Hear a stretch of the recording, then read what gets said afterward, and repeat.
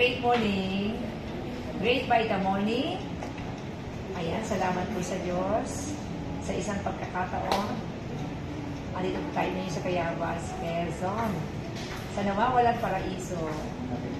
So, syempre, meron kasing merong pinatatakutan ng bawat isa, no? Yung iba, rejection ang pinatatakutan. Yung iba, humarap sa tao. Pero ang dapat katakutan ng marami sa atin dito sa First Grade Class or sa anumang sistema na bumubuo ka ng grupo, basta bumubuo ka ng grupo, ang dapat na ikatakot mo yung malagas yung iyong mga binubuong grupo. Yung malagas ang mga tao mo. Yun ang dapat nating katakutan. No? So ngayon, bibigyan ko kayo ng tips para maiwasan yung pagkalagas ng mga tao mo. Okay? So, lagi-lagi naman yan naririnig natin, tinuturo yan ang libre, no? Sa mga training, sa mga meeting, sa mga mentoring. Ano yon? Ang pagkalagas ng grupo is parang pagkakaroon ng sakit ng isang tao. No? Para maiwasan yung malaking gasto sa ospital or para maiwasan yung pagkamatay. Ano ang gagawin? Diba, St. Tomas pa lang, magpapacheck up ka na.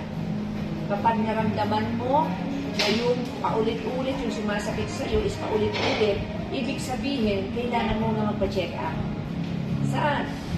Doon sa doktor. Kung anong sakit mo, sakit sa puso, di syempre, doon ka sa doktor, na specialist ka sa puso, doon ka magpapacheck up. Doon ka magpapatingin.